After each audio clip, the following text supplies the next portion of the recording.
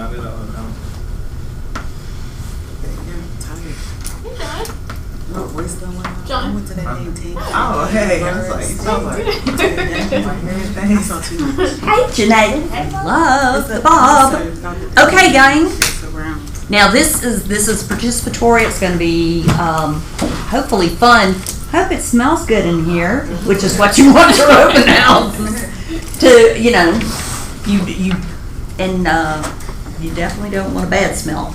So we are pooling our brilliance and success and tips today, and Roshonda Coleman, who happens to be bold, is gonna share first, and Dominique Garrett is gonna come in as well. Randy Lip is gonna pop in and share what resources your lenders can bring to plus your open house. I mean, they can come, they can provide list reports about the listing in the neighborhood. They can do pre-qualifying for you. So I wanted to show you that from the last time we did this, a little over a year ago, I'd collected a whole bunch of handouts. I also have about 5 recent articles about the best ideas in open houses, and I will email all of these to you and share. I am a sharing kind of chick, so happy to do that. And let's see, so Marco Rossi, who used to be in our market center, is in another market center. He shared some great tips. He was very techie about the sign-in ways of collecting the data from visitors to open houses. And so you'll see some references to him. But so Roshonda is coming up first, and because she makes all of her open houses events, they are parties. And but before you rock and roll, well, you get yourself together. Y'all may not know Gretchen Patsios. Come up and face the crowd. Oh my goodness. This Gretchen is just new with our market center. Yay! And not a new agent. No. And what market center did you come from? No, I was at Palmer House. Okay. This, yeah. So I love to steal. But anyway, a wonderful woman. Thank you. So happy to have her. But I want everybody to know Gretchen. Gretchen is new. Okay, Leslie Boland Johnson. Yes, ma'am. I said it. New as of yesterday, thank you. So that's really new. Lives in Brookhaven. So new agent, but not new to business. Hello, Dolores. Come on in. So I'm going to just name names around here since I know everybody. Okay, y'all. Roshonda Coleman, Chanel Murphy, Leslie Boland Johnson, Deb Lip, Paige Wiggins, Michael Lip, Takia. No, Martina. It would be better if We just started. You know the irony. the lips. If I had to pick someone else to be. Because Randy Lip's wife is Deb, so there is a Deb Lip, but this is Deb Martino, Ignite instructor extraordinaire. I got Paige Wiggins right, didn't I? Took a while, but I finally got it. Michael Martino, Takia Stone, Celeste Qureshi. Now, y'all may not know Celeste Qureshi because she doesn't come in much, but not a new agent, does her own renovations. I hate to call it a flip, that kind of dumbs it down, but does beautiful renovations. Really excellent. So very experienced, and we're so glad she's here. John Green Sr., Janae Sidbury, Courtney Jordan, Renita Crawley, Misael Portillo, Marty Johnson, and Dolores Voorhees. All right. Round of applause! All right. Excellent. So, madam, Okay. you gonna throw a party here? I'm gonna throw a She party. is throwing a party. And I had coffee. So Yeah. Hopefully I don't get too hyper. All right. So good. You got that? Yeah, I got it. So Roshonda Coleman has said we can call her Ro, because that's what most people do. Ro. So this and Bill Haas. Yo. Yo. Yo, and Ro. I know. Yo, Bill House. This is Rome. Oh, sorry.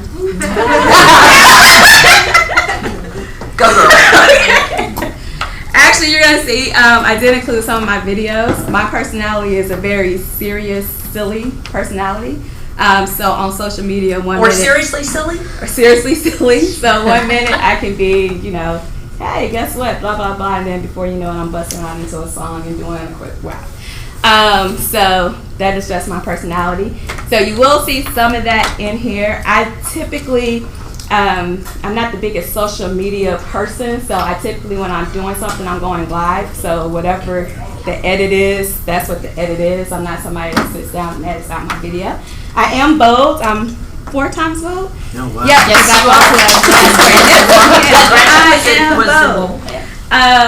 And so I received my license back in 2013, and I tell everyone this is my first real year in real estate, that I like to say, because I've done other things while I've had my license. But between that time, I used open houses to build my business. I have a nice sphere of influence, but usually when I called them, they were trying to get me to do something else based on my past background. So in order not to sidetrack She doesn't myself, need drugs. yeah, not drugs. I do consulting as well, so the real estate conversation was turned into a business consulting conversation, and then I'll take the contract, and so I had to stop calling them for a while. So I used open houses to build my business with people that I didn't know, and this year that open house effort helped me. I had a goal that I wanted to cap. Every time I saw the little capping monitor, I'd be like, "Congratulations, Rashawn Coleman, you clapped," and I wasn't on the screen yet. But I had a goal to cap, and my stretch goal was to cap within 90 days, and I capped like at my 118 mark this year. So trying to true open houses. So one quick story, I literally just closed with somebody that I met at an open house. They came to the open house. I followed up with them after the open house. Turns out they were an investor and they were looking for some rental properties. So we found a rental property, closed on that. Then they used me to find them a tenant for the property. And then the tenant ended up having multiple properties. They just wanted a bigger home in Decatur so they can have their nanny come, and they were going to rent out their condo. So that tenant wanted me to find a tenant for their properties, and then ended up selling one of their properties and then just purchased. So off of an open house, just as one example, I got like 7 transactions. So I'll walk you. Okay, do y'all hear that? Yeah. Okay. And I didn't have coffee because I'm cold. And so if I'm talking too fast, please let me know. I started drinking water to offset it, but I drink water. So my open house events is like a party. I know everybody is probably familiar with the Red Book. And in the Red Book, Gary has a quote on page 226 that I like. But there's also a agent named Russell Shaw, and he says, use your strengths and natural abilities to build your business. So one of the things that I had to think about with the open house is, in college, for my sorority, I would throw out all of our parties.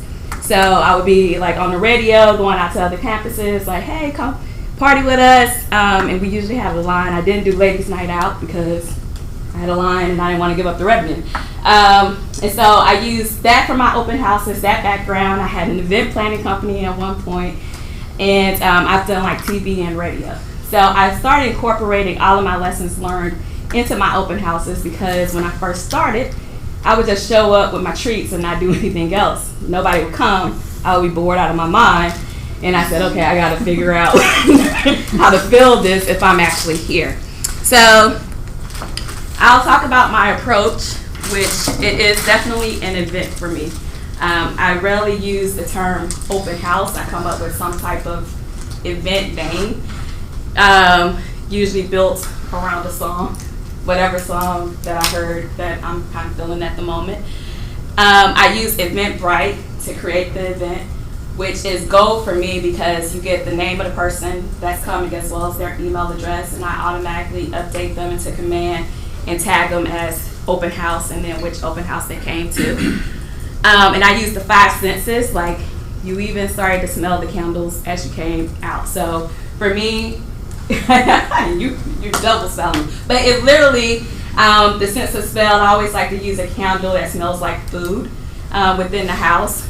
I like, from a site perspective, for the house to look really good. I'm very anal about making sure it looks really nice. I usually have food from a local business, and I'll talk about that. I always have music that's playing, and then touch. I always want something for them to be able to touch and take away with them. Support local business. Based on my background, I just love entrepreneurship. So I also like to go out while I'm doing the open house and visit the local businesses and make a connection with them and figure out who I want to use to pay for the food or use for the food at my event. The main things that I'm looking for is their social media engagement, because I use the businesses to also promote my open house. I always leave flyers at the local businesses as well. And we do a lot of videos where I do like a business spotlight. And now that we have Kelly, I also include them on Insight. So I haven't heard you say pop-up business. I want you to. yeah, so it's Okay. in here. But I do a pop-up shop at my open house, basically. I do it for two reasons. One is safety. I had an open house that something just eerie happened.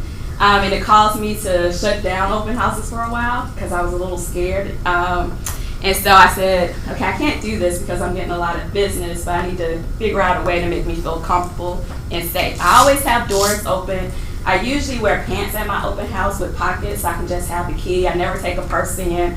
So if I need to jet, I'm out. But what I started doing was hosting pop-up businesses as well. So there's somebody else at the open house with me all the time. So I always have a business at this point. But I usually have a lender or somebody in as well. And this is informative. I'm going to, some of the stuff is probably somewhere else in the presentation. So if y'all at any point have a question, again, if I'm talking fast, let me know. I am from the South. I'm originally from Louisiana, but I talk like I'm talk, and that's why it's a party. Like Louisiana, we like to party. We like to party. And I literally was going to go into it. So, loan pre-approval. I always advertise doing loan pre-approval on the spot. My idea is if I'm spending those hours at the open house, I want to make the best use of it as possible. So, I do offer loan pre-approval on the spot at all my open houses as well. And one of the biggest things that I'm going to walk through is my system that I use. At this point, I have a Google sheet that's my checklist of everything that I need to do for an open house.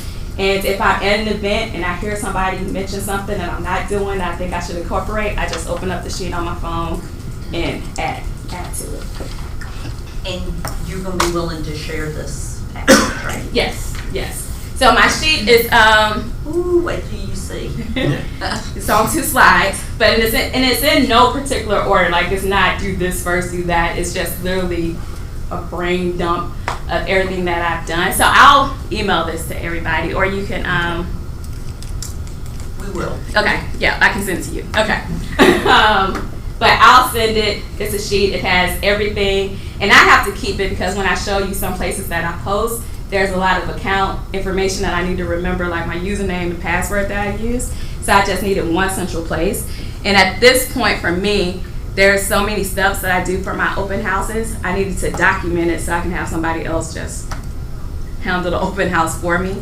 And then I just, they know what they need to do. You don't have to read this because I'm going to actually go through it with you. But my checklist is about almost 40 different things on my checklist that I do for my open house. On average, this year, I haven't had an open house with under 20 people in it. I like to see. Okay, pause. Who else has 20 people in this room? Renita, okay. Renita likes to party too. Now you know why I got Brooke Sean to do this. I only had 2 open houses, so I'm not an expert. Hey, that's still great. It doesn't matter. So my prep, I create an open house flyer. At this point, I've tried flyers everywhere. The place that I particularly like the most is list reports. So I use list reports for the open house flyer. And at this point, I just go there, create it, and kind of keep it moving. I also do an open house flyer image in Canva as well. At this point, I have a static image that I use, and I'm just popping in the new front of the house and everything else stays the same. My open house time is consistent. It's always Sundays at 2 to 4 is when I do my open houses. I already mentioned that I did an Eventbrite event. I also do copy options. For me, I like to just sit down. I post in so many different places that I have to kind of massage the content based on where I'm posting. So I like to do it all at once. In some places, I'm posting every day leading up to the open house. So again, I just like to get all the copy at once. So once that day comes, it's just a copy and paste, and I'm not thinking about it. I create videos. While I'm out door knocking, and I'll tell you more about that. While I'm prepping the house for the open house, I'm doing videos. While I'm at the open house, I'm doing the video. And then once the open house wraps, I do a video. And all videos have a different purpose. One of the things that I do in a follow-up is I send a video in my text message just saying, hey, thanks for coming, and whatever else I'm saying at that point in time. One of the things that I have to get better at is being able to do videos of the house while I'm at the open house. I've struggled with having the time to do it. So I'm usually on live like, hey y'all, blah, blah, blah. Oops, here comes a wave of people, y'all, bye. So I have to either have somebody with me to kind of capture the video, do the video beforehand, which is a very smart idea. So that's one of the things I have to If get you have better on. 20 people coming through, you don't have time to go and do it. I don't. It's literally you'll see me and I'm like, oh, okay, bye. So, sign up sheet. So I use an iPad, but I also use the sign up sheet and list reports. Most of the time I'll do the list report sign up sheet because, as you can tell, I move around a lot. I talk with my hands a lot, and I just don't want to space out and put my iPad down and it's just gone. So I usually do the list report sign up sheet. I always Wait, is that a paper sheet? it's I always put two people's full information on the sheet in different ink. I usually don't write it with my handwriting since I have somebody there. Okay, you gotta explain that. New people don't know what you're talking about. Okay. You start with two dummy. Yeah, I start with two dummy people because that's just psychology. It helps people feel like it's safe to go ahead and put their information down. And I usually have whoever's at the open house with me be the one to write out something. Because at some point, I'm usually going to write something or text something to somebody. So it's just my personality type. I don't want, if somebody is really a high C, I don't want them to realize that that's my penmanship on paper. So I always do. I haven't had a problem with getting people to fill in the information once they see that. Because it's just something happens within a person that once they see somebody else has already did it, they just automatically do it. Good. Okay. Thank you. So yeah, that's what I do with my sign-up sheet. And then I pull stats on the house, but I also do a on west in the neighborhood, so the competing houses. This has really worked well with me, like with people who are touring the neighborhood. My house may not be a fit, but they're interested in another house. I literally go, well, hey, this house is da-da-da-da, let me send it to you on my app. If you want to see it, if they're not working with an agent, say you can meet me back at the end of the open house and I'll take you over there. And so I do that as well. For me, if I'm in the neighborhood, I want to knock out as much as possible while I'm there in the neighborhood. And so that has happened like twice this year. And I picked up a buyer from that. That house didn't work either. If I'm in a townhouse community, and I know that particular neighborhood is going to be slow, and there's other doors that's closed, then I schedule an appointment time, and I'll do a multiple open house. And then I just leave a sign, kind of like I'm a builder, a builder agent, where they have that sign, hey, be back, or I'm over here. That's what I do. And so far, I haven't really missed anybody, because typically I have somebody at the house as well, so they'll text me. Any questions? How's my speed? Okay. So putting it all together. This is a video. This is what I create in Canva. Again, at this point, I just pop in the new house and I keep it moving. I have this static thing I always on my social media. Open house tomorrow. Come see me tomorrow. And then on the day of the open house, I typically do like a pic collage. Like, come see me today. all this again, I prep ahead of time because the day of the open house, like since mine is Sunday, I go to church, then I go to the open house. So I don't have no time I don't want to be in church worrying about what I haven't done for my open house. So I just need to have everything done and prepped. Signs. So this is my sign. And I literally, somebody said, put signs everywhere.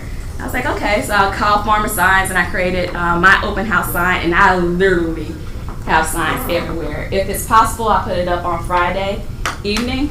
And any direction coming into that house, you're going to see my sign. It's on the road. I've made it a game with my sellers. I usually leave a couple of signs at the house. And I'm like, hey, if you see somewhere that I didn't put a sign, let me know. And I'll make sure I put it out. More than likely, they'll go ahead and take it out for me, which is why I leave it at the house. Again, so I don't have to show up Sunday and worry about putting up that sign. And I also tell them, hey, look out for it in case it's taken down. Let me know. But I literally, this works so well, you guys.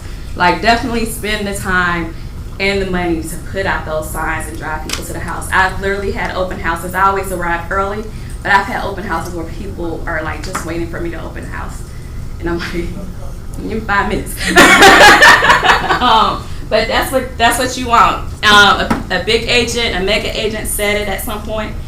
And a lot of this stuff that I do is just because I'm a listener and I'm a learner. So if somebody says do it and it works well for them, I go ahead and just implement it. So How many signs do you average losing? I haven't lost any You yet. haven't lost any yet? You're Not lucky. yet. Yeah, that's Yeah. good. Not yet, even in college. That's the one I'm like, ooh. Well, if you have your picture and name on there, then that helps. But Yeah. still, some of the sign Nazis will still, Yeah. just on principle, take them down. And I heard that's what made me put I'm like, if you take my sign, like, what can you really do with my sign? But I heard that people still like the open house signs.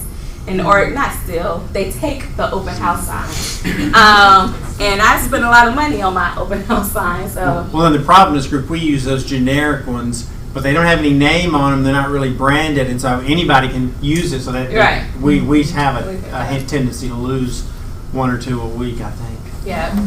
Yeah. I'm not surprised by that. Try to stay in the middle. Thank you. Coming back to the middle. Okay. And so this is a video. I don't know if I can click it from here or if I have to do it here. So let's try. Great. Oh, it worked. This is Rashonda Coleman with Keller Williams. I am at my brand new listing at 30 Tuck. Great evening, everyone. This is Rashonda Coleman with Keller Williams. I am at my brand new listing at 30 Tuck Circle in Covington, Georgia. This is a 3 bedrooms and 2 bath house. I look forward to seeing you this weekend at the open house. So one of the things is I use this particular open house throughout the presentation. My hair is going to change. It was hot that day, so I ended up wrapping it up and putting on my crown. So my hair is going to change, but it is the same time period. It was just too hot. It was in the summertime. Prospecting and marketing. I literally post on a lot of different websites and places. So one of the common places, Facebook. You post on your business and your personal page, but don't forget to also post in the marketplace as well as any relevant Facebook groups. So that house is in Covington. So any group dealing with Covington real estate, I posted in. Marketplace, I also created like a banner for Marketplace and I posted in that. And I get so many hits. Again, this is another reason why I have a lot of people come into the open house. I have so many people asking about the house, commenting. I invite them and I'm adding them to command like crazy. And I'm developing a relationship with them. I have people saying, hey, my mom's looking, my dad's looking, a cousin. I don't really care who's looking. I'm like, just come on out. If there's a neighborhood group, I'm posting it in that neighborhood group as well. So again, that's why my checklist is so long. It literally takes about at least an hour to set up everything because I don't know all the groups off the top of my head. And again, I want to make sure that I'm hitting at least all the groups that I can. So I'm literally having to go through Facebook and figure it out. You do your research. I do my research. And how far in advance do you start prepping for an open house? I start 2 weeks out for the open house because I usually don't list the property until Thursday, and then all the like regular websites like Zillow, Realtor update. But I go ahead and start with Eventbrite as well as posting in the groups like, hey, coming soon, and doing all of those things. I post in patches, which is up here. So, you know, patches like Dunwoody has a patch. All the local neighborhoods have patches. You can post up to 3 free and no charge. So I go ahead and create an article and patch and do an event and patch. All that stuff I do ahead of time as a coming soon without my listing going live. So I have to, long story short, I have to prep ahead of time because by the time Thursday hit, it's over. So you only do open houses for your own listings. You don't host the open houses for other agents. I started out doing it for other agents, and that's how I built. And still to this day, if there's somewhere, a neighborhood that I really like, I am known to call an agent and say, hey, I see you have this house, can I host it? Okay. Or if there's a price point that I want to target. And the way I do it is what's my purpose in the open house. So I also do research on that. If I'm looking for buyers and I want to go to a certain area, I'm looking at the stats, like what price point is moving in that area, and that's the open house that I'm looking for. And then I just go into FMLS and pull up our office, see if anybody has a listing in there. If not, I pull up the rest of the Ross Group offices and see who has a listing in it, and I call. And like, so I've literally, not anybody in this room, but I've literally called people and said, hey, can I host your open house? So Rashonda, does your prep and your execution really vary whether you're doing it for your own listing or somebody else? No. Okay, that's what I wanted to get out there. Not at all. Because, I mean, the only thing that's different is you have this exclusively listed by whoever. But other than that, no, not for me. Because at this point, I also communicate to everybody in my database who I've tagged as an open house. So it's a Rashonda experience that I just want to keep consistent no matter who's coming. So I still do the same thing.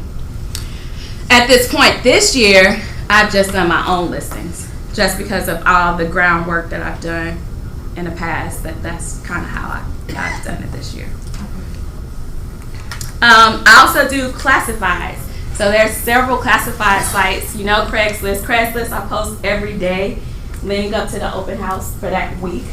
So every day I do a new ad, new copy, new look and feel with the picture. Have anybody heard of Oodle or Lakanto? So these are free classified sites as well. This is again why I have the checklist, because I can't remember my username and password. How did you stumble upon these classes? Because I've never heard of them. Did you just Google and find it, or? I Googled, and more than likely somebody was talking about it. And I was like, what? What's that? And I just added it to my list. I know for a fact that's where Locanto came from. An agent said it in a group, or somebody was talking about it. I can't tell you, but I go, and I'll send this slide to you because it's gonna be way more websites that you may not have heard of. Yeah, and that's why it's so small, because it's a whole bunch. Okay. So I do all these classified sites. Nextdoor, I'm sure everybody's heard of. So then I focus on traditional real estate type places. James Edition is for any listing over 400,000. So it's like a luxury website. So I only post things over 400,000 in James Edition.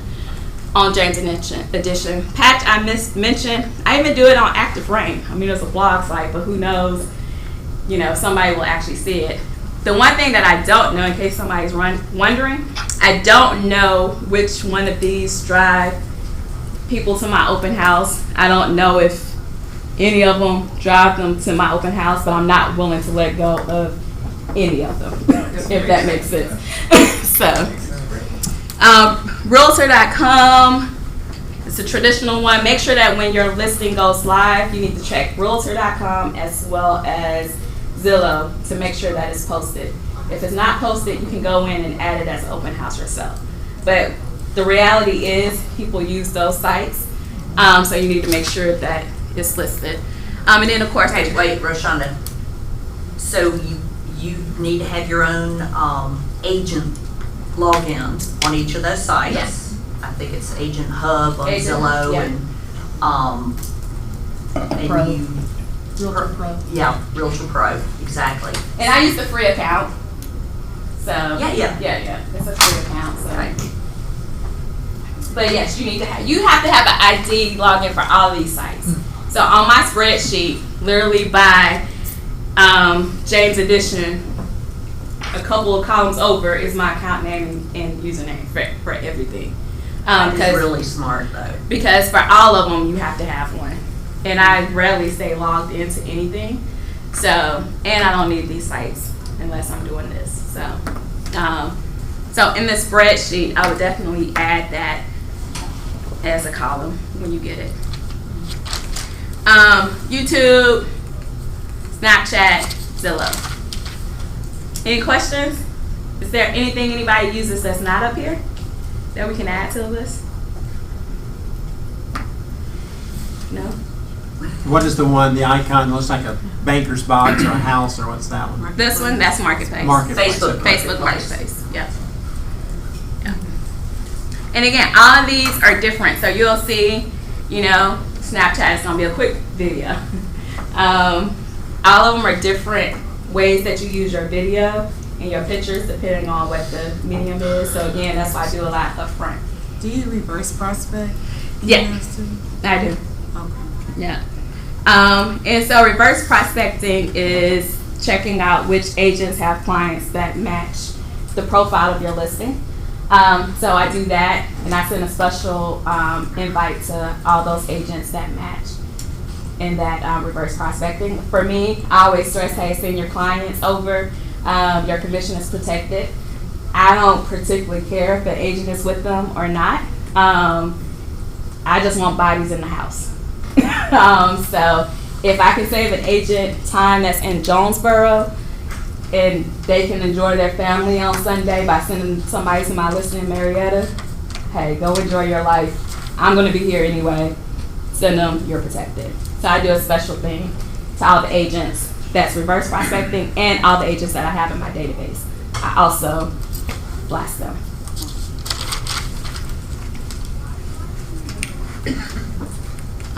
Okay, so putting it all together again. Oh, see, this is when my hair changed. I won't play that one. That one I was just talking. This is, I also create an event on my Facebook page, my Facebook business page. I also create an event, again, just to increase engagement. And this, I warned you that we have bloopers sometimes. So this is, let me pause. Stop. So at this particular open house, I use a bakery called Sugar Mill. They're very popular in like the Conyers, Covington area. Again, I like to go somewhere that's popular, that has traffic. They agreed to let me put flyers in. I usually don't have a problem with flyers. I do business knocking, and I'll get to that. But one of the things I do is I always see flyers. And they posted this video, and well, not this particular one. We did another take. On my page, we were live, so this is what happened. But I had a lot of people coming to the open house because they just wanted free Sugar Mill desserts because, I mean, it's a nice bakery, but, I mean, it's bakery prices for their Hey stuff. everyone, this is Rashonda Coleman at the Sugar Mill. I'm here with Magnolia and Cyrus, the owners, and I'll have to let them tell y'all about their business. Sugar Mill, 4 months today. Check us out. Like, we practiced. And they didn't say anything, so you saw me like give a look, and I laugh a lot, so I was trying to keep my laugh in. But it was just like, what are y'all doing? It's your turn to talk now. One thing that I forgot is I always use Bitly's as well. Are y'all familiar with the Bitly? To shorten the URL. To shorten my URL. So like the Bitly for this one was probably 30 tufts. So I always create the Eventbrite page and then I do a Bitly because I'm just one of those people that I just need it short and sweet. And I also do a text campaign. So my text was probably like, or text 30 Tufts. It's coming to my phone, but I still usually create a short text ID as well. So I do bit leads and text IDs. Can you spell that? What are you saying? Bit? bit.ly. It's another account you have to create, but it's free. So, and it's one of my first things on my checklist. So, and I just have that flow all the way through everything that I use.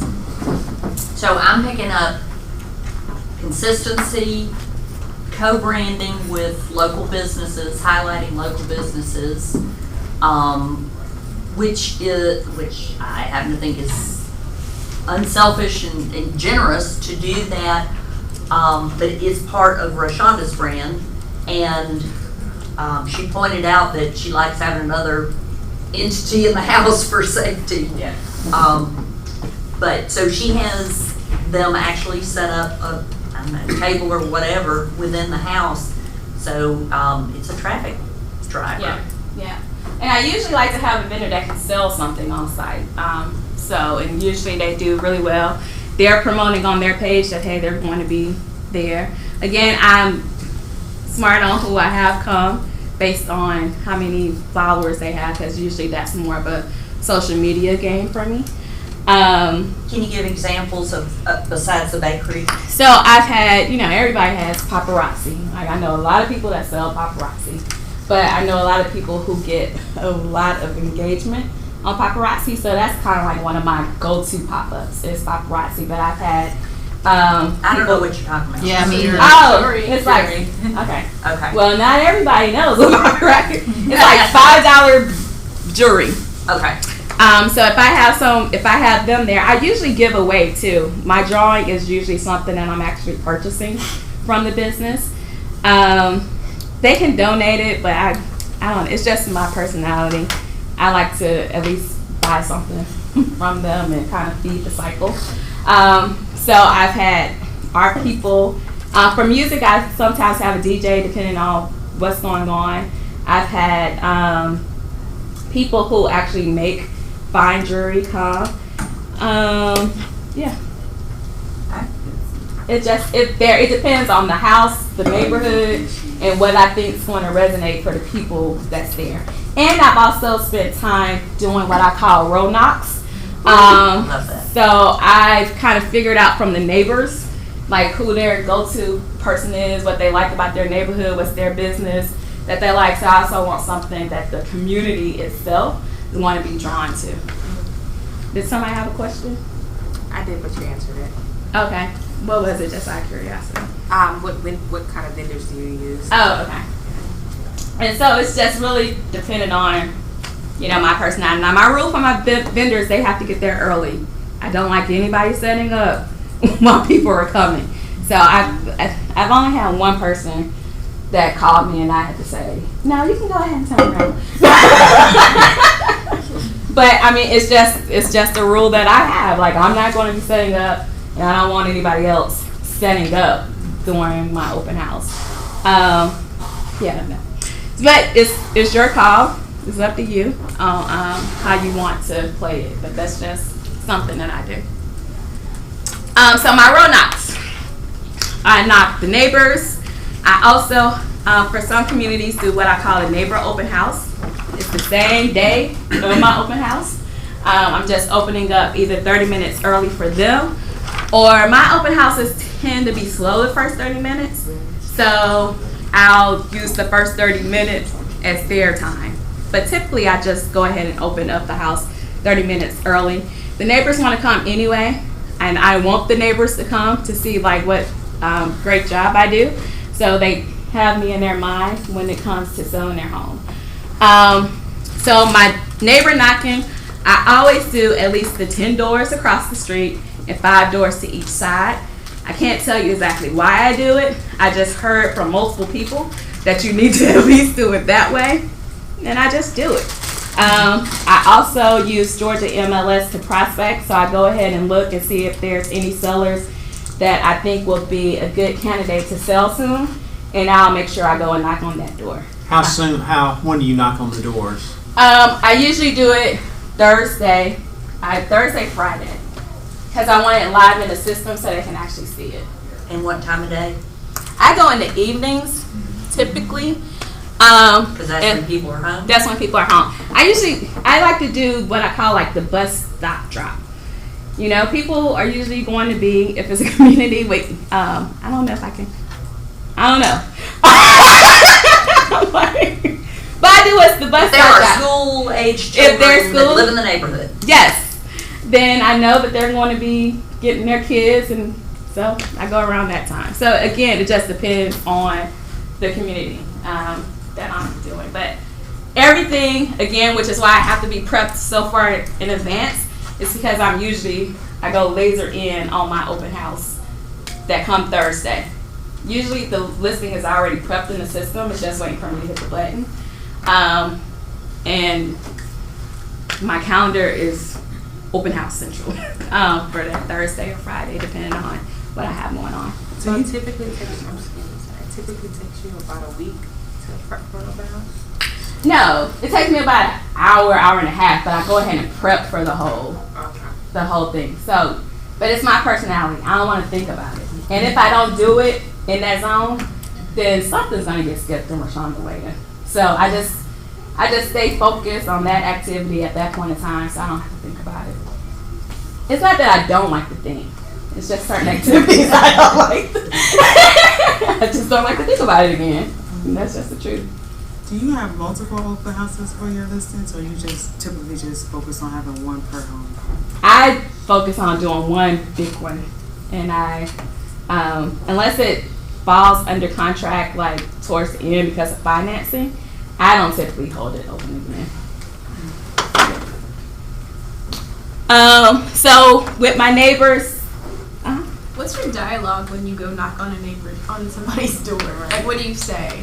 so in list reports, I've already also created a open house flyer specific for the neighbors. So I go and invite them to the open house, and I use a line of, "Hey, I'm hosting an open house, and I just want to let you know that they may have a lot of cars out here, and I just want to give you a warning of this is what's going on. And if you're curious to see what the house looks like, you're more than welcome to come." I ask them if they know anybody that's looking to move into the neighborhood, which is that, oh, by the way, do you know anyone looking to move? One thing that I definitely do is anybody that I talk to, I send them a thank you note. And I, again, invite them to the open house, put it in the mail, keep it moving.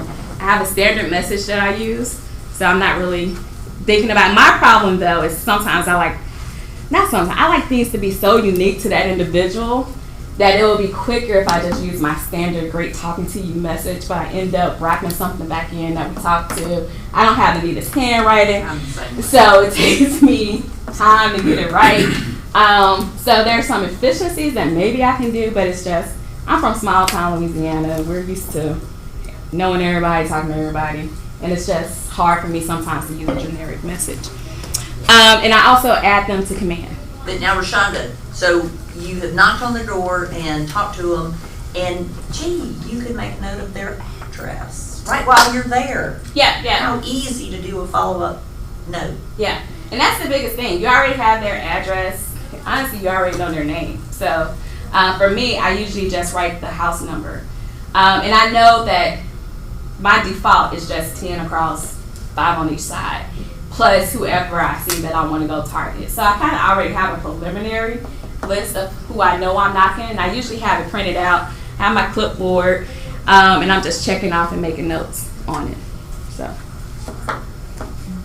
Rashonda, may I ask you a question? Uh-huh. So if they're not home, do you leave one of your open house flyers on their front door, or what are you doing? I leave it on the front door. If there's a car, I'm leaving it in the windshield. But I leave it because at that point I've printed it and I don't want to keep the flyer, so I'm definitely leaving it because it's specific to the neighbors, and so I can't use it anywhere else. So I usually leave it. And I used to door knock the entire neighborhood, and then I was talking to somebody and they was like, it's a smarter way you need to door knock who actually may be considering selling. I said, oh, how do you do that?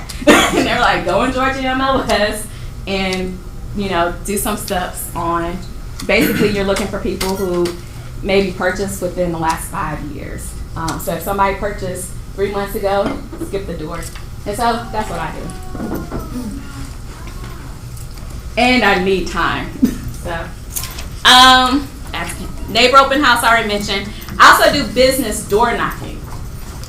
So I go to the local businesses, introduce myself, I ask to speak to the manager, I invite them to the open house, and then I ultimately ask if I can do flyers there. Nobody's told me no yet.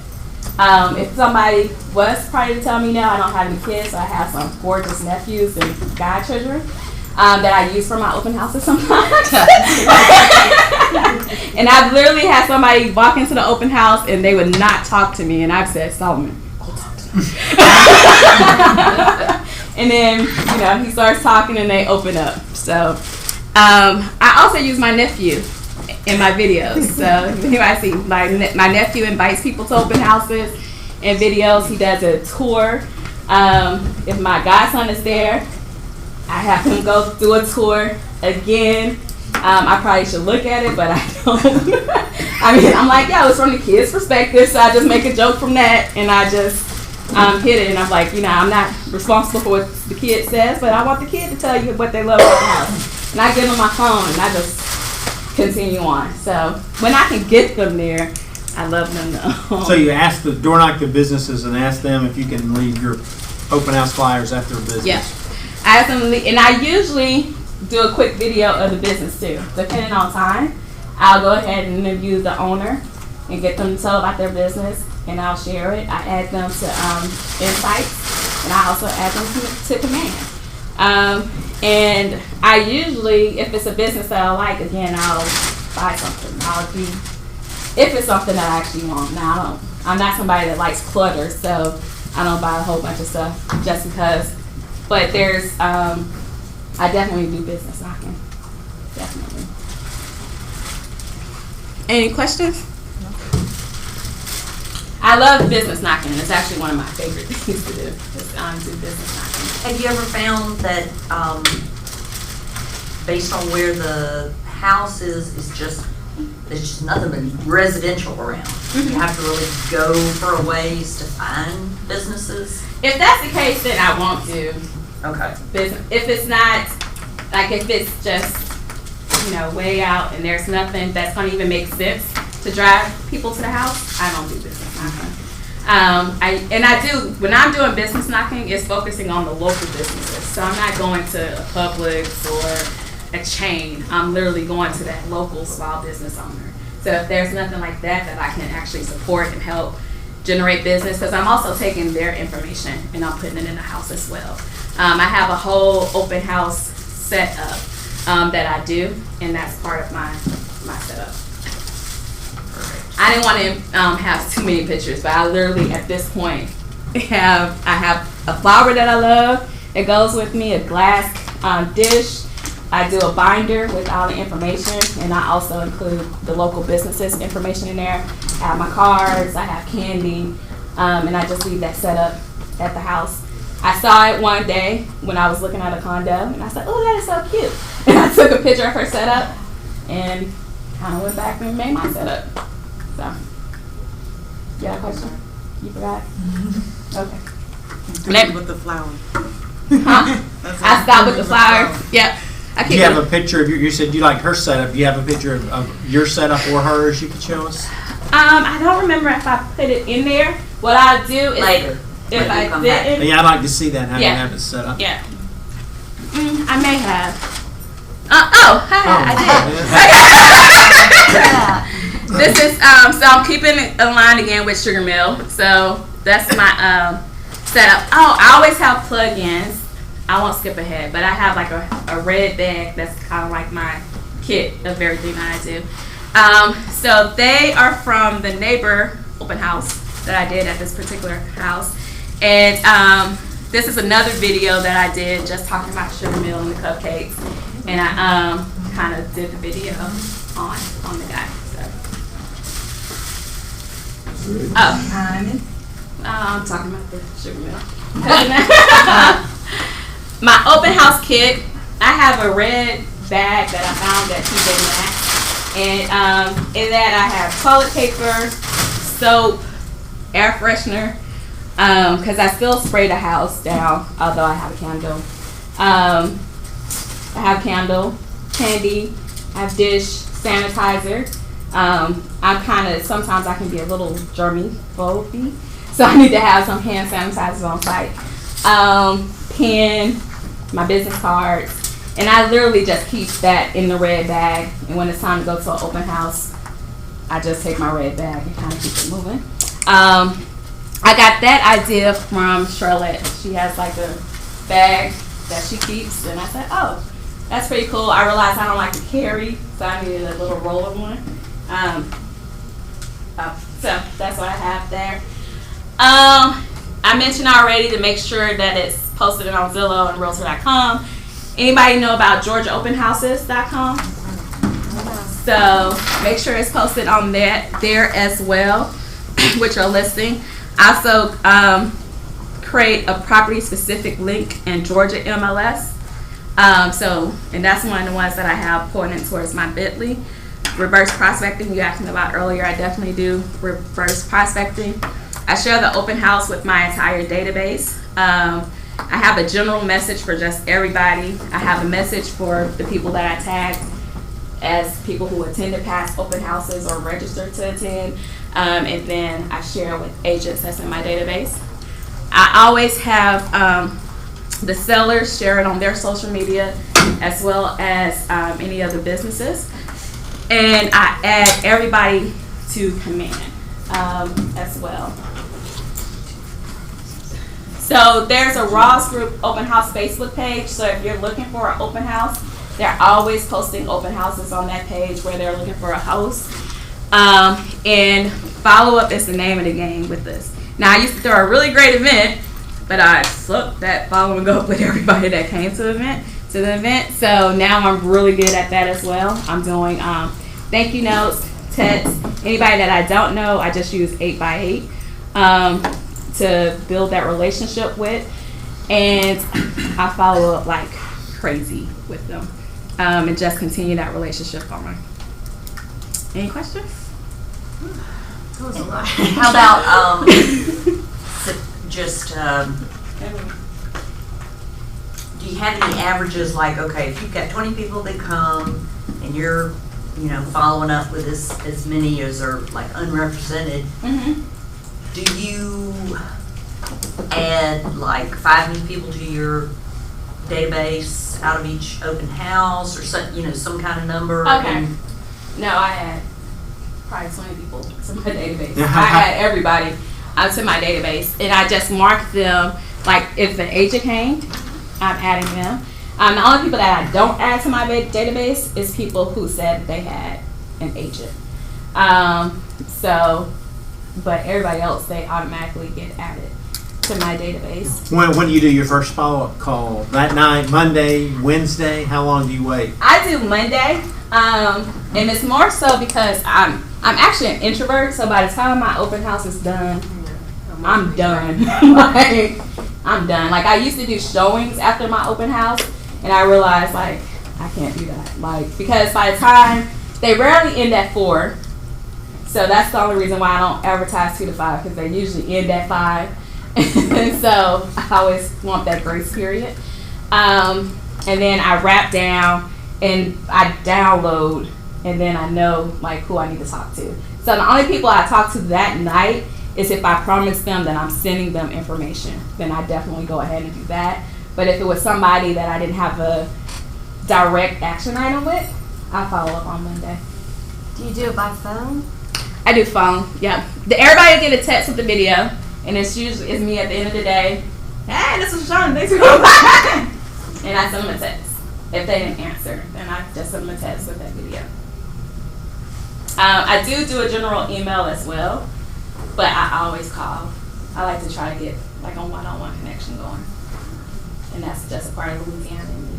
Can you expand on what your property-specific link in Georgia MLS is? So you can. So in this example, I was using 30 Tuck Circle. In Georgia MLS, you know how you sometimes see people with a website link of 30 Tuck Circle? They're getting it from Georgia MLS. So instead of paying somebody, you can just get it for free as part of our membership. And so what it's doing is taking you back to your listing in Georgia MLS. You can do it. There's a lot of things that you can do at Georgia MLS. It's just a little. It's not as user friendly as FMLS, but they have a lot of cool little tips and tricks. I like So that's the only reason that I use it. Is I like to have everything specific to that property as possible. And I was about to use a company to have it created, and then somebody told me about Georgia MLS. So, any more questions? Let me make sure. So since I'm bold, one of my bold laws that really apply to me from an open house perspective is your sales eavesdrops on your thoughts. I used to hate open houses because I'd be so bored because nobody was there. Now, it only take, if you know me, it don't take things to repeat a lot before I'm like, hold up. So it happened twice, okay? But by the second open house, I was like, there's no way that this can happen. So I really just focused on how can I do everything that I need to do to make sure it's filled. So if something happens where it's not filled, but I know I followed all the steps, then I'm okay. Because more than likely, I've already added a whole bunch of neighbors, a whole bunch of business owners, and I've had it on social media everywhere. And the higher the price point, the attendees kind of change anyway that come through. So I just use it as an opportunity to just build my brand overall. And so you've got all this going on open house with your goals for the year in terms of closed transactions. So are you on track, and oh, yeah. Are you seeing the correlation between these efforts and your closings? Yes. So I'm on track. Well, I've had to adjust my goals twice this year. So I'm up, right? Up. Because your coach won't let you. Because my coach won't let me because I surpassed my initial one. I surpassed the new one, and now I'm 8 away from within 90 days. Well, it's less than 90 days. I gotta get 8 more. Is my goal. But at my open houses, I've literally had a deal with all my open houses. If I've had somebody interested in my particular house that I was hosting open, and I knew that was going to be a lot of offers, I just referred out to somebody else. So I've had that happen twice, and they've closed with that person. They submitted an offer on my house, but they didn't win. But they closed with that person on another house, so I just got a referral from that. But I haven't had an open house yet that I haven't had a business transaction from. And it's something you can do. I just know my personality well enough to know that I need to refer it to somebody else and just have that person handle it. I usually won't even let the person tell me how much they're approved for, because I enjoy negotiation, and that's not a good number that you need to tell me. So I go, stop, don't tell me anything, let me just have somebody help you. But yes, I've gotten business from all of my open houses. Back to your follow-up after you talked to them on that Monday, then you said you put them in your 8x8? Yeah, I just did an 8x8. Yeah, but just any specific kind of 8x8 or? So I use the Keller Williams 8x8, but everything that I do is specific to that house in that neighborhood, and whatever they told me. Again, since I'm from Louisiana, we just like to connect with people. So more than likely, I've gotten something in that conversation very specific to them, and I'm using that in my communication. And I keep really good notes in command. And so it's not that I remember all of this. It's just that I'm adding my next communication. I add whatever the talking points. So if they say they're a Tiger fan, then you send them LSU I stuff. send them or LSU great stuff. game. The Tigers did a great game. Yeah. Or looking forward to the big game this weekend. Or Yeah. fishing or whatever they like. And I go and I Google. Like, I always go to the Saints and Falcons game, but I'm not a football person. So I always Google what's happening with the Saints because I'm talking trash about the Falcons, and I call people. So I just Google whatever it is that I'm talking to them about. But for me, I don't tell them I know something, because I'm naturally curious by nature. So if you start telling me something that I don't know, I naturally want to know. So you stock them before you start your 8x8 plan, then you. I stock them at the open house. I get what I need from the open house. It's kind of like you don't leave me till I get something that's gonna be interesting. Plus, a part of my personality, I kind of need something interesting. I do. I know that. So, yeah. Okay, we are, thank you, Roshana. And I know that there are lots, I mean, we're not stopping folks, but I know there are lots of things she referenced that maybe, I mean, I was going, I don't know how to do that, like the Georgia MLS thing. So she and I will spend some quality time and I'll get her to show me how to do everything so I can share if it's a specific how-to. Are you putting this on the web page, YouTube page, or recording it? We'll just somehow, because this is a PowerPoint, so I don't know that I can post it on YouTube. So we are, our friends from Certainty are here to share, but our really good friend, Jennifer Armstead from Virtuance Photography, has brought us lunch. She is awesome, so I would love for you to talk about Virtuance for 5 minutes. Yeah, I can do that. My voice is going in and out. I'm sorry. I have actually had pneumonia. But I'm not I've got a bad voice. But I'm healthy. My voice stinks. So lunch, grab it, and I'll talk while y'all eat so you can save time. There's all kinds of things. And make yourself a plate. Yeah, go make yourself a plate, and I'm gonna come up. There is a fishbowl at the end. If you put your business cards in there, I always do a drawing when I come for a free photo shoot with Virtuous, okay? Okay. And I'm gonna pass out my brochures and forms. So you guys fill out the feedback forms, and I'll give everybody here a 15% promo code, okay? I know. It's walking pneumonia. Hey, that's a little pneumonia to me. Yeah, I had about. It was starting from bronchitis. Anyway, coming from the crowd. Not all, not. And they're really I know.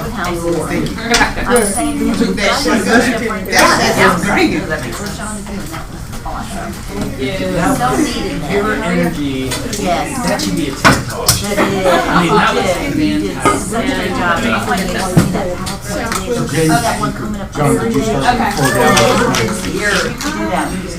Did you hear any of Roshana? Oh, now you want to do your, it's over here. I know. Well, grab that. Do you do the birthday weekend? I do. I'm glad it's Tina Wing. I got a membership. She wanted us to like Hey, thank you so much. No, I sit here. Run it. So like 5 o'clock.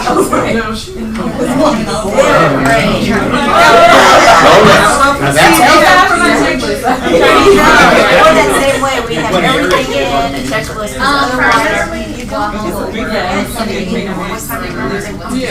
And that's when I realized that our house, I like Yes, do the slideshow. Do it in, the slide show. Oh, it's I mean, but it is. But you know, Wherever I can find the deal. we're all. How are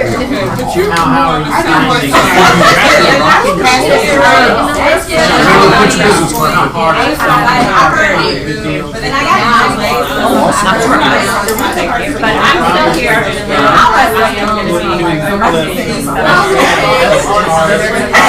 So they let you do your own design card? And everything that's cheap, you're happy.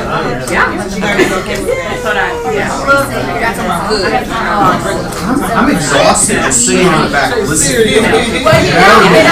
I love the high energy. We know the coffee's gone. The coffee's worn off. And I Right now, all my buyers are actually on my contract right now. You did your job? Yeah. And you talk about this report. Yeah, I talked about this report. I'll find out in Those reports. next week. Not next If week. we sign you Then up, I'll come back that's in town. I tried to sign you up. Have you Because their information on there pops up. I must have tried several times because it keeps welcoming up saying Michael hasn't signed up. Well, you know what? People tell you all the time, but they said before. But when we sign, it gives you so many more tools. It is. Yeah, I think the And I was, work is right now. yeah, I was gonna go over that. But I started to hopefully, look. I was like, I will still be. Well, I was gonna push that in right. Okay, we're not leaving. If they want to pull somebody else's house, they I like can completely generate a flyer. It looks like it's their open house. Looks like it's their listing. Guess who's out in the lobby? Oh, is he? Yeah, I guess there's an event. Yeah, he's got his book on my desk. I guess, I don't know. I'm gonna wait till you're home. I haven't seen him yet. Let's start there. I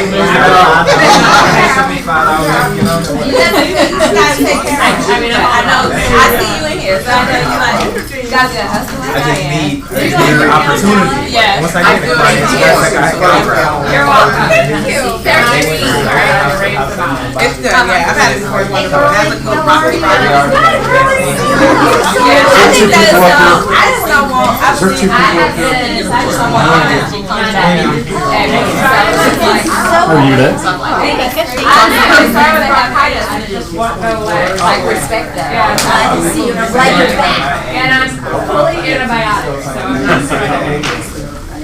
I'm glad to see you guys. Let me know. Yeah.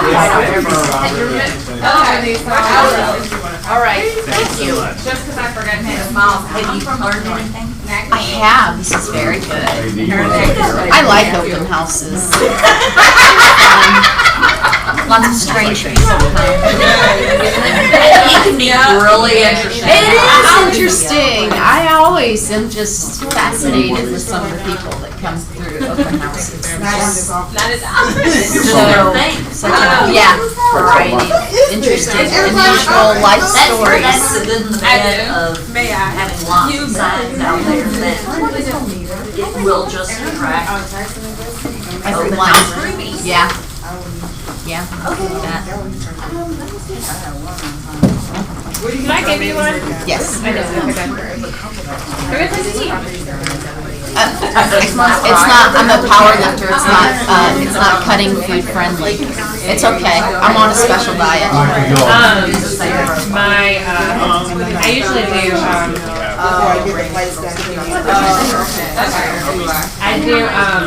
Is the area? what's it called? Orange Theory? No, when you CrossFit. Oh, you poor thing. I'm kidding. But I mean, I work out with my personal trainer, so we're just trying to put on weight. Oh, that's awesome. But, I haven't done it properly. Well, pneumonia usually is a good time to stop exercising. It's usually your body like, hey, I've had enough of whatever shit it is you've been doing, and slow down, take a rest. Yeah, I'm taking Yeah. from everything. Right now. Good for you. Some people don't. They're like, you know what? Pneumonia doesn't keep me down. He calls me every day anyway, but he's calling me twice a day just to check in. Yeah. He's making sure I'm not dying. What area, It's off of here. Hey y'all, can I let Jennifer go? Can I start talking? You guys can continue? Alright. Okay. I'm gonna try to talk loud. I'll do the bold. Okay, does I'm collecting business cards for a drawing for a free set of photos for a listing. Okay, so, does everybody know who Virtuance is? Yes. Yes? Does anybody not know who we are? You don't, okay. So, in a nutshell, first of all, Virtuance is a preferred vendor for Keller Williams here, and we've been here, I think, over a year and a half, almost 2 years.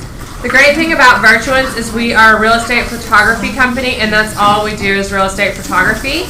And we are vertically integrated, which means I get to go out and give presentations.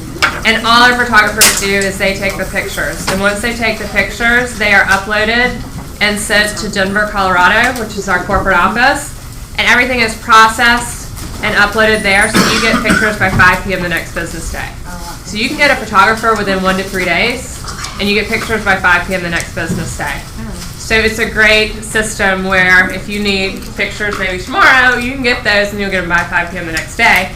And you can order online or you can talk to customer service. So you really have that flexibility. If you want to get up at 4 o'clock in the morning and order pictures, you can because you forgot, right? So we talk about all the time about how everything is online, right? Well, how important are professional photographers? Professional for pictures? Very. Can make it very? Well, we know that 96% of home buyers do listings online, right? They're not driving around neighborhoods. They are, but they're looking online. It takes 6 months before they're actually calling their realtor. And they say 97% say images are the most important thing. Well, did you know 6 seconds before they flip to the next image online? 6 seconds, like that. And 20 seconds before they pick up the phone and call you guys to figure that schedule that showing to go to that open house. 20 seconds, okay? Think about how many images are online right now. How many images can you put on FMLS? Who knows? 40 something. 40, 70, 42. 42? It's 150. Oh my God. They just increased it, right? Huh? It was just increased? Yeah, so if you can put 150 images online, how many of those images do you think there might be something wrong? There might take it may take a second for that buyer to flip to the next image. If they have 6 seconds, we know before they flip to the next one, right? Consistency is everything. So, quality versus consistency. I was listening a few minutes ago, and I noticed that we were talking about social proof. We were talking about social like Facebook. We were talking about social media, right? So you guys, not only do we need to think about what our real estate images are online, but we also need to think about our own image, right? Because we are 2 seconds away from somebody looking us up on Zillow. It's like Facebook. You can't avoid it anymore. So when you put your first image online, keep thinking that up. Not only are we doing our research, but buyers are doing their research on us, okay? So from the moment you create your profile, people are tracking you. It's the same thing with every listing you do. It doesn't matter the price point. You need to use professional photography because every buyer is going to wonder why, and every seller is going to wonder why you didn't use professional photography and why you're not doing the correct marketing. Because you don't know how many sellers you may be losing because they've already looked you up before you've ever had that first conversation. So if you guys look at these pictures, and I don't know how to turn the lights down. I think right here, right? Yeah. Are you want to turn those? Okay. If you look, this is all the same listing. Can anybody tell me what's different? The last two? It's dark, right? So if you're going through these pictures as a buyer and you look at the last two and all of a sudden they look dark, you're going to start to have hesitation, right? And all of a sudden this listing that you thought was so promising and you're about to pick up the phone and call your realtor to go to that open house, you flip on to the next one. The interest is lost, right? Because you have hesitation because there's no consistency in the imaging, okay? So we want to always be consistent with our image, and we always want to have quality. I know a lot of realtors I talk to that may use professional photography, but then they go, oh, you know, we really missed that one picture of that bedroom. I'm just going to take it with my iPhone and throw it in there. It's a mistake, right? Because all of a sudden you're challenging your quality, and your image is not consistent. I just want to keep those things in mind for you guys. So, just to reiterate how Virtuance works, because I want to be crystal clear on how our process works. As I said, we have photographers here on the ground in Atlanta. We have about 16 photographers here. And the great thing about Virtuance is it doesn't matter who shoots the property because once the images are shot, they go through 25 different algorithms in Denver to take out all the imperfections. And then we have in-house marketers that look at those photos before they come back to you. This is all done by 5 p.m. the next business day. So You may have Jill shoot one day, but then Jill isn't available the exact day you want her next time, but Heather is. You can use her because all the photos are going through those 25 different algorithms. So, look at this photo. Pretty good, right? It's a professional photo. It's a nice kitchen. Is it great? The lights. Better? A lot better, right? So this photo you'd see online, you would think, all right, it's okay. But based on this photo, which is our HG reel, we're taking out all the imperfections and we're bringing out the best quality of the room. We're also shooting it at a different angle, correct? So at this one, all you can really see is the tabletop, right? Versus this one. Difference. So one thing I wanted to reiterate to you guys, because I haven't been in here, is our aerial. We brought it back to Atlanta. It's staying. We have an aerial photographer. It's FAA insured. Just keep that in mind. If you use aerial, to always ask if they're insured, because if they're not and something happens, your client is liable. Okay, guys? But our aerial, that price is staying. It used to be $299. It's $199, and that price is good to go. And I wanted to tell you guys about our referral program, because who likes free money? Me. Who likes to get things for free, especially photography, because it can get expensive sometimes. Every time, once you've used Virtuance once, and I sent these feedback forms, you fill them out, you'll get 15% off your first shoot with us, and that includes everything. Once you use us once, and then you decide to refer us to somebody because you've had such a great experience and they've never used us, the first time they use us, they get $20 off their order, which is a 20% basically discount. Then you get $20 off your order. And it just keeps accumulating and accumulating. We had somebody in Vegas last year, they got $5,000 worth of photography credit. And I'm not kidding. Last year, somebody in your office got $1,000? $1,000, they won a contest with us. We're all about giving you guys money. So just FYI, keep that in mind. And all you have to do is go to virtuance.com, refer. This is all on our website. And check out our website. We have a new awesome website, by the way. All right, last thing. I'm giving away the 25 image package. It's $149.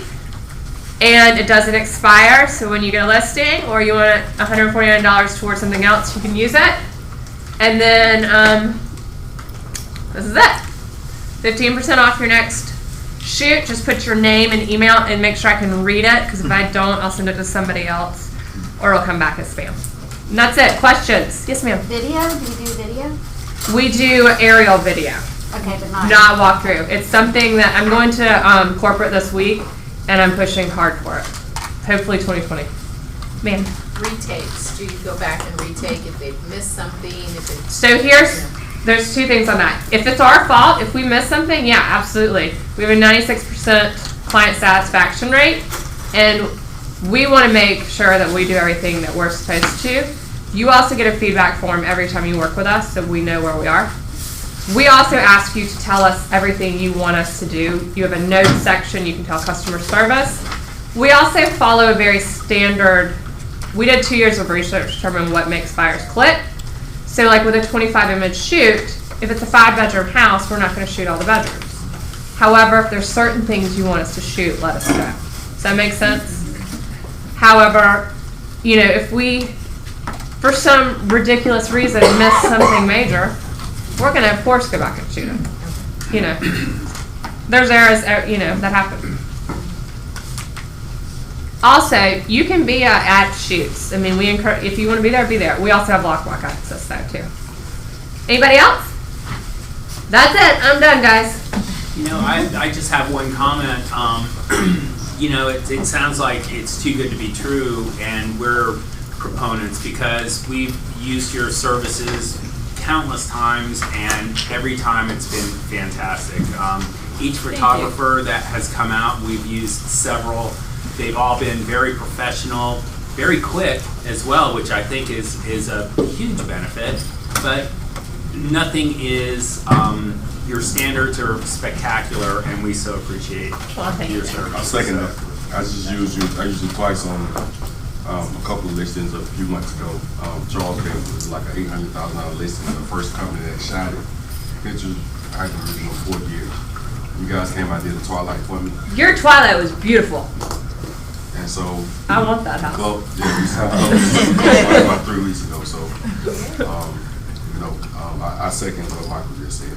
Well, thank you. I'm All sorry. right, you guys both get 50% off. I'll get that coupon as well. Listen. I'm gonna give y'all 11. Well, thank you. Awesome. I mean, I think we do a good job, but we do make mistakes sometimes, and I think the thing that I like about Virtuous is when we do, we go back and we fix it. And you can call me anytime, and I'll answer your questions and your calls. So that's And that. the turnaround time was awesome too. Oh yeah. Coming out. Thank Getting you. them back to us. Cool. All right, guys. So fill out the forms for me, and I'll be out of your hair. Do you need one? Okay. And then we'll do the drawings. I've been around. Okay. Let me get you one more form. Rashad, if you have a business card, you can put it in. I don't know where. I got it out. It's not even mature. See? I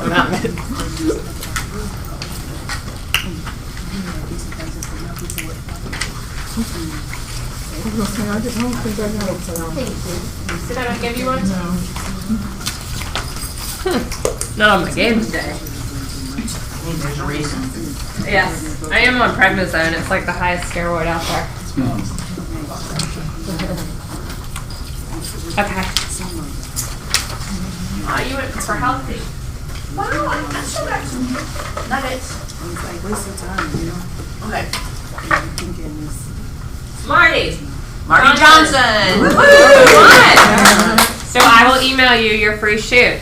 Okay, I'm putting my email on here right now. Okay. Marty, can I buy that shoot from you? Absolutely. It's $149. Well, I mean, for half price. We'll talk. Thanks, guys. Awesome. Thank you, Jennifer. Thank you. Thanks for lunch. Okay, because I don't think I'm getting your emails. Because I don't get the one about the casino night. Like, she told me about it, and then I was like, oh yeah, I'll see your email in a bit. So I think I'm on her. No, it's fine. I just think I'm on her spam. Oh, okay. So I need to fix that. All right. Okay. Bendy. Me? Yes, while you're chewing and everything. So you've heard Roshonda mention list reports and our friends at Certain Home Loans. Yeah, I know. I missed the part where she talked about lister. Oh, good afternoon. Good How's everybody? My name's Randy Lipp. I'm with Certainty Home Loans. I sit in the office next to Brad and listen to him solve problems all day.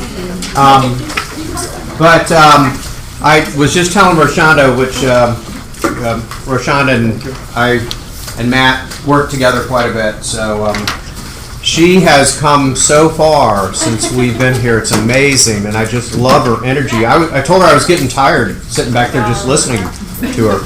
But I know she talked about list reports. List reports you can sign up for on your own, or you can sign up through us. I'm going to be sending each one of you an invitation later today, or as soon as I get the list, to sign up with list reports. You get 25 different marketing pieces available to you through list reports. The best part about this is you don't have to create any of them. They're all created for you. Okay? Did you guys hear that? Yeah. They're all created for you. And guess how much it is? Free. It's free. It's free. Property specific. It's all property specific. And I won't go through the whole thing, but there's a property website, the open house flyer that Paul is handing out. There's the infographics. You can even order sign writers. You can order just listed, just sold cards through them. You can get, all kinds. You can get a website for that particular property through them. Plus, once you go on and look at these items, they all have a share tab beside them. Once you create that or view that marketing piece, you can automatically share it to your Facebook page, your LinkedIn page, or all your other little social media stuff that maybe I'm not up on. Okay? So that's pretty cool. So again, you guys will all be getting an invitation later today. I encourage you to go ahead and accept it and browse through it. There's tutorial videos, or you can come talk to Paul or myself or Matt, and we'll help you with it. Okay? Any questions on the list reports? This is also good if you're trying to get a listing, not necessarily an open house, but you can go on here, plug in a property address, and get all that information so that you can put it in a listing presentation, which is great. Okay? So, that's one piece. The other piece that we have is called Rate Plug. Has anybody heard of Rate Plug? Okay? Yeah. Rate Plug is a great little program also, especially if, how many of you have more listings than you can handle right now? That's what, yeah, I know, right? It's tough, okay? We all want more listings, we all want more buyers. But Roshanda was mentioning holding other people's listings open. It's a great thing to do. It's a great way to attract business for yourself. But what about the flyers? Okay? Rate Plug enables us to create a flyer for you for someone else's listing that you're holding open, and it will it'll have the appearance that it's your listing.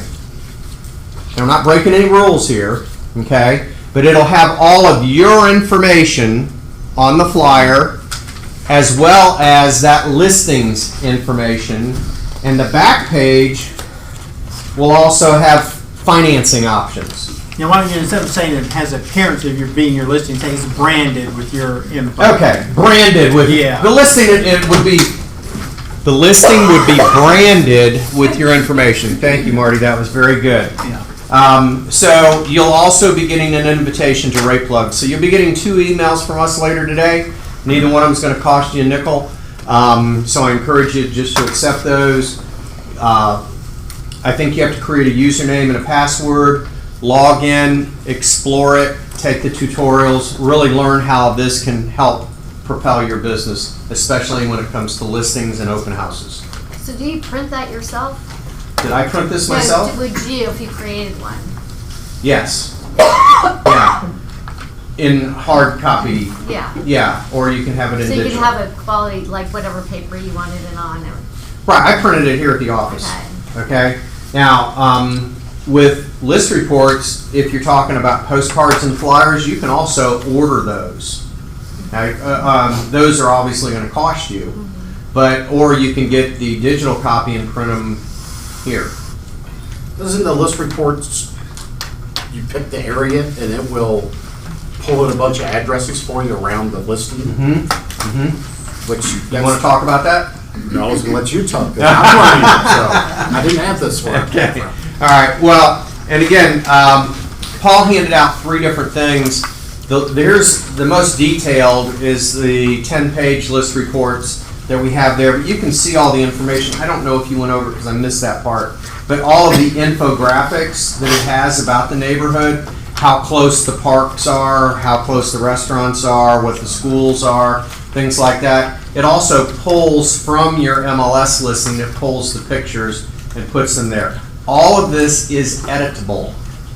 Not edible, like lunch, but editable.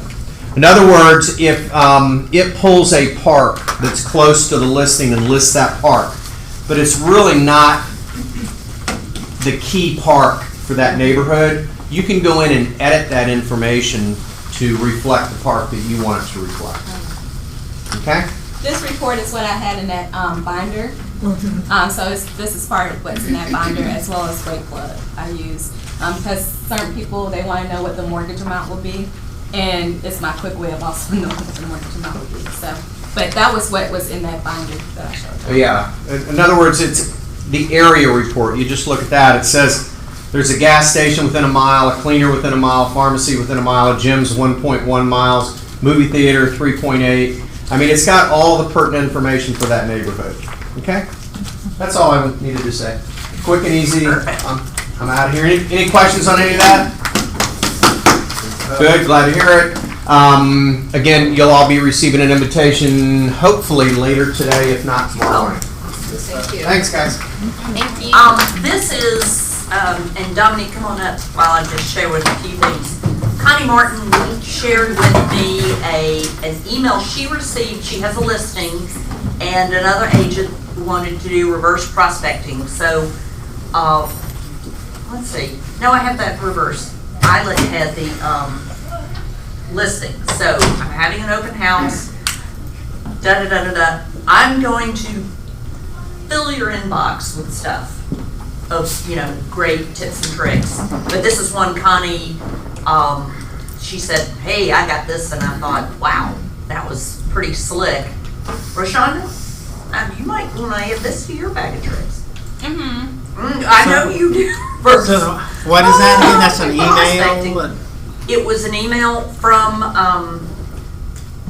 here we go. Okay, so Connie received this. It was from Islet Jalad to Connie. And says, hi, I'm having an open house at blah, blah, blah on Sunday. Reverse prospecting on FMLS shows that you have a buyer looking for this criteria. Please feel free to send them. So this is, it's a professional, and this is, you know, she created this, but it's, you know, with the graphics and the branding, I think it might get read more so than just text. Yeah. And I changed it, so in FMLS you can do reverse prospecting, but I also changed the subject line. I don't know what her subject line is. It says open house Sunday 2 to 5, send your buyers. Yeah, but I use the subject line to make sure that people open it. I basically tell them what I want them to know in the subject line. I mean, would you use something like this? I'll be more specific about where the open house is. Okay. And then I'll say, then your buyers will protect it or something like that. But yeah. Okay. And then let me see. All right. Another just quickie. I wanted to show you. If you've never seen this, this is the agent-to-agent agreement to hold open house. This form is found in Dogloop, in Quack forms, and it is supposed to be your contract if you have a listing and you're going to let somebody else hold your open house, or vice versa, you want to hold an open house. When you get this, and in Dogloop, it's a editable form. You don't want to put yourself in the position of having an argument when it's over with about who was supposed to do what, who was supposed to say what. If you fill this out, 5 minutes, you know, okay, who's providing the signs, the directionals, who's, what sort of report is the listing agent expecting after the open house so that they can in turn report to their seller. So keep it all above board. Figure this out in advance. So I will send you this, and let's see. Then there's another form for if you're gonna hold an open house for somebody that's not from this office. It's just another Keller Williams. You have to sign. I think the seller has to sign it to say, yes, I'm willing to let an agent other than my listing agent market my property using the photos. And so, I'll provide that for you, and we can talk about questions about that. But Dominique, as we're here at Dominique's open house. Now, won't you come on, waddle up here, sister. We, the signs, Dominique's open house, so I pick on her. Anyway, doesn't she have beautiful signs and really sturdy, her metal stands? Dominique has done great things with her business. She's really determined. She's bold. How many times bold are you? 3 times. 3 times bold. And she is going places, and I'm so proud of her. And so So I want you to, and she missed what Roshonda said, so she may repeat things, but, and you've held other people's listings open and you've held your own open. So what works for you? We don't need every step, but what, and because I know you definitely promote on social media. So. Right. So, like she said, I usually host, I've had a few listings of my own and I've hosted open houses for those. Those have gone well, but most of the time I'm hosting open houses for other agents. And the main thing that I try and do when I'm choosing an open house is I try and choose an open house or choose a home that has been just recently listed and is also like in a hot area or just an area that I, prefer to work in. So I'll usually start my promoting or choose my house about a week out from when I want to do the open house.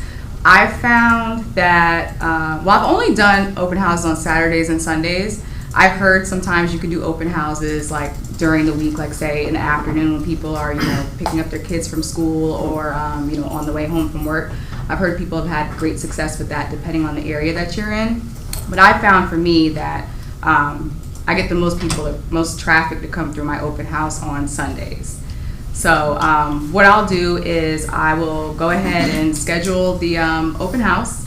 And then, like she was saying, I also am very heavy on social media. So what I'll do as soon as I schedule the open house, I either go to, it's a website called ripple.com, and you can create pretty much video, like slideshows of the homes, and I'll just take the MLS photos and, make a slideshow. You could also create text to go with it and music. It'll make it really cool because, on social media right now, videos is how you get the most attention.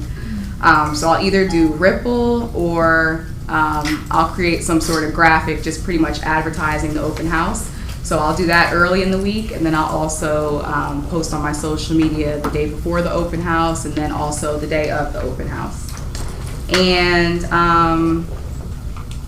one of the other things that's really important and that gets a lot of traffic to come through to my open houses are these signs. So I actually, these are some new signs that I just ordered from Farmer Signs, and now I have my little name on there, so it's really helpful, Sometimes, like if you're in a neighborhood or something like that, there may be other listings going on and maybe even other open houses, but at least, if you have your name on there, not a big deal if you don't, but at least if you have your name on there, if people get lost or anything like that, they could always, call you. But then, really important to make sure you get some balloons just to attract more attention to your sign. And lately, because I have like a love-hate relationship with those balloons, it could become a lot sometimes when you can have a lot of balloons flying everywhere. So I've also started using these pinwheels and just stick them right in the ground. I actually saw another agent doing it. I was like, that's smart, because when the wind's blowing, it's attracting just as much attention as balloons, and you could actually keep these instead of reusable. Instead of always going out and buying new balloons. So yeah. All right. Okay. So let's see. What else? Okay, so track record, like how many open houses have you done this year? Have you gotten business from each one? What's your average attendance? So. And what, lessons have you learned that you used to do this and now you do that? I'd say over the past few months, I've honestly slowed down on doing my open houses just because my social media and sphere of influence has been, I've been getting a lot of business from that. But, sheesh, I don't even know how many open houses I've done this year. But I have typically do one a month. Yeah, I was doing about one a month. And so that's the interesting thing, and you have to really kind of be careful which open houses you do and like in which areas, because unfortunately the sad reality of open houses is sometimes you'll do an open house and you'll do all the marketing and everything right, and then sometimes people don't come, unfortunately. But it's just really important that you still stay positive and stay consistent, because the more you do them, and especially if you have your signs out there with your name on them, people will start to come through. You'll start meeting more people and start to create a bigger database for yourself. And so similar to what you guys have heard in the class, when I'm at the open house, I usually have my flyers through list reports. I also work with some other lenders who create that same thing like Randy was talking about with the different rates and all that on the flyer. And that's actually another really good tip. If you guys have a lender that you really like and you really like working with, invite them to come host the open house with you. A lot of times they'll be willing to come out, for their opportunity to, meet other buyers as well. And that also gives you, more exposure. They could start promoting the open house also to their sphere of influence. But so when people come to my open house, I do things a little different. I know sometimes people have the sign-in sheet where, people write their address, phone number, name. I actually prefer to do my sign-in sheet on a tablet. So I should have brought my stand, but it's in the office. But I have like a little stand, and I put my tablet in there, and then I go to Google Forms. I have somebody else has done it. I'm going to show you. Cool. But I go to Google Forms, and you can easily set it up. You can ask for, what I do is I ask for people to sign in with their name, phone number, email. Yep, and actually, same questions I ask. Are you working with an agent? What is their name? I actually take it a little deeper. I also go ahead and just ask them, what are their real estate needs? Are they just looking? Are they just a neighbor? Or are they looking to buy, quickly? And what I really like about the Google Forms is what the buyers don't realize is, so when they come in, they initially sign in, and then you can actually set it up to send you an email right after they sign up. So I'm always walking around with my phone in my hand. So as soon as they sign up, I'll tell them sign in, take a look around, let me know if they have any questions.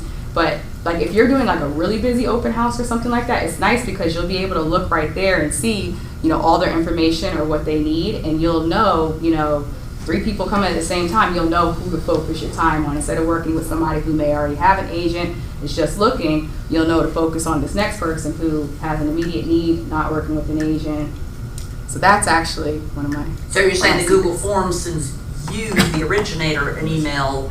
Oh yeah, sends me the originator an email, so I already know, who this person is, and it helps me remember them too, as they're walking through. So I'll get Dominique to, just like Cindy did, send me one of her sign-ins and share that. Yeah, so how to set it up on Google that way would be nice. Yeah. Right. And then after, does that capture all? Do you get like a summary? Yeah, so that's what I was just gonna say next. So then you could actually, you could print out, or not print out, but you could download an Excel spreadsheet, and it has all that information on there. So that makes it even easier to just transfer right into your CRM. So that's really why I started doing it. But yeah. Now, how many people do you find actually sign in and give you a good email? I get a lot of people that give me bad emails, or either they write so scribbly on purpose, I think. So you. Well, see, that's why I stopped doing that sign-in thing, because I'm like, especially if you have one person that doesn't put all the information in, and the next people they just write their name, or they just write it all crappy. So what's your percentage of people that do it good all the way through?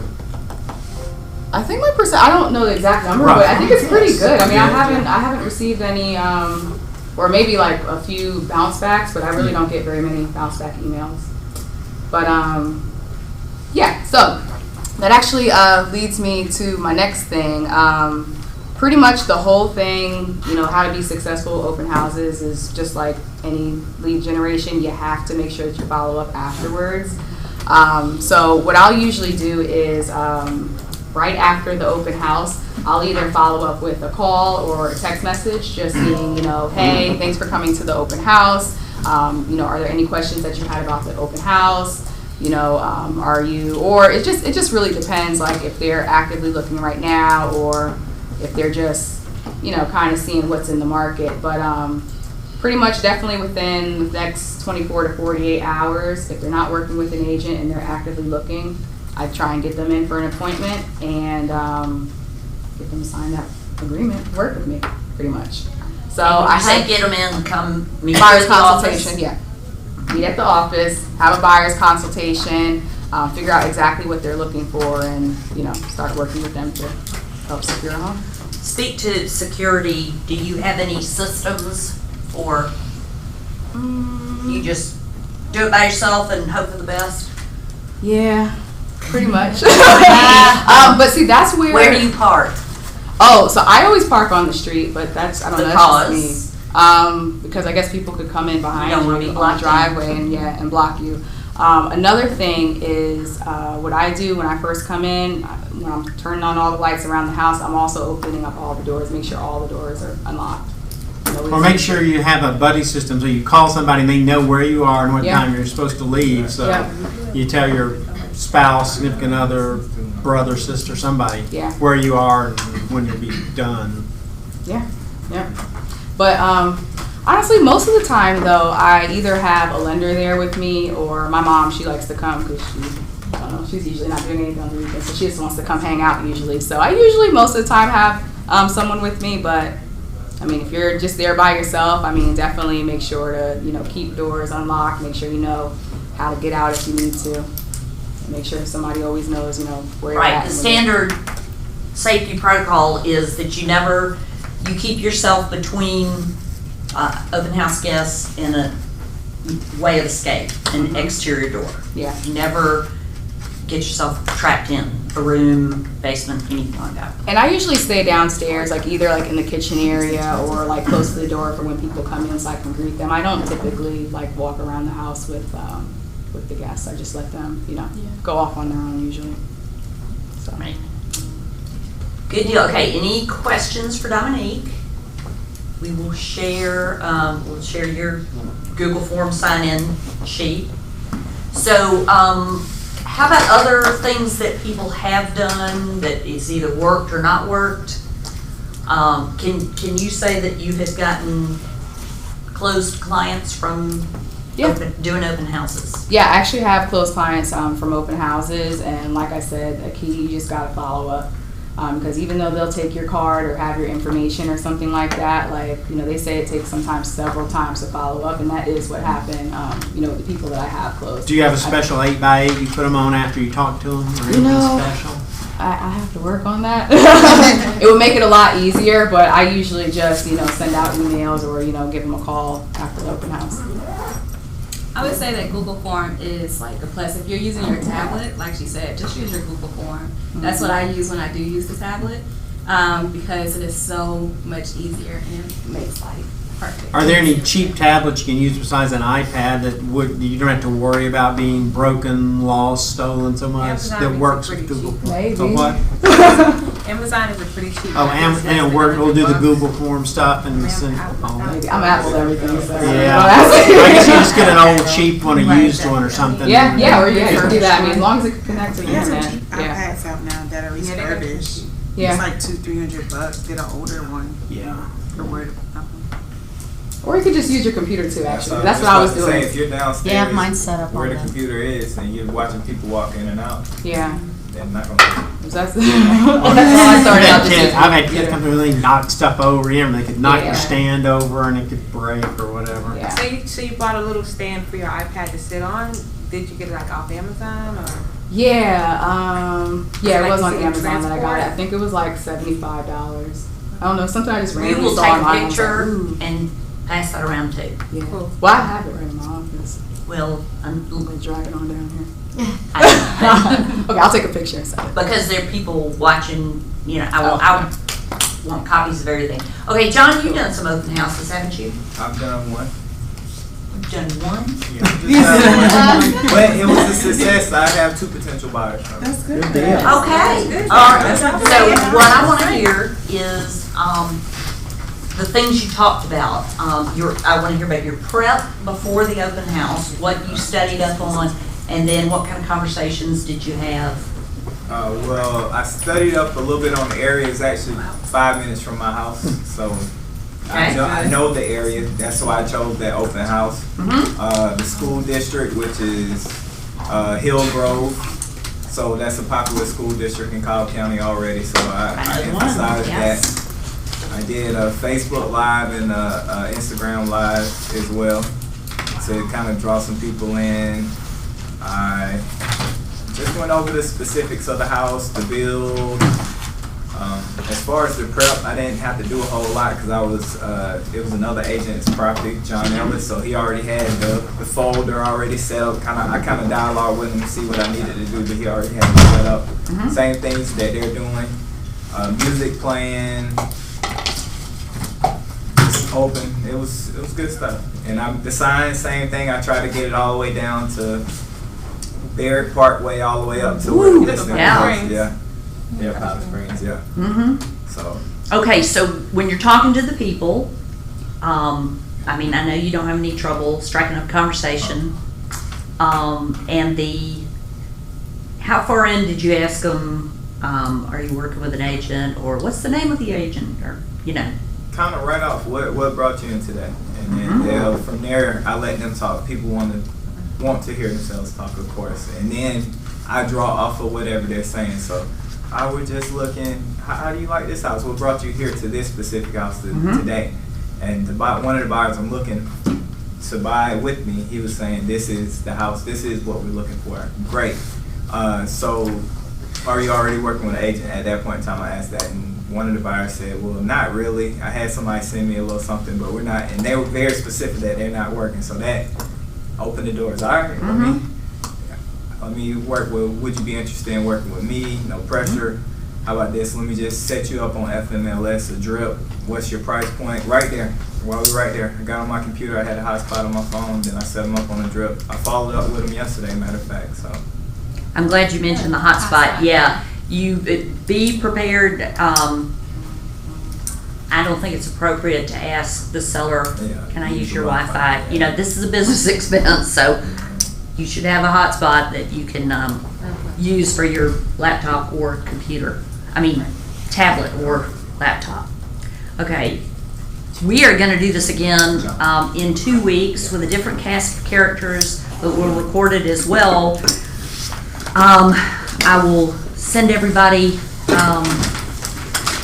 all this stuff, and feel free to text or call me or Roshonda or Dominique with questions. I'm sure they will answer. And let's thank Dominique and Roshonda. Awesome! So thank you. Yes, Chanel? I don't know how you get that automatic email sent to you when they sign in, how you link get that Oh, set yeah. up. I think the form that you sent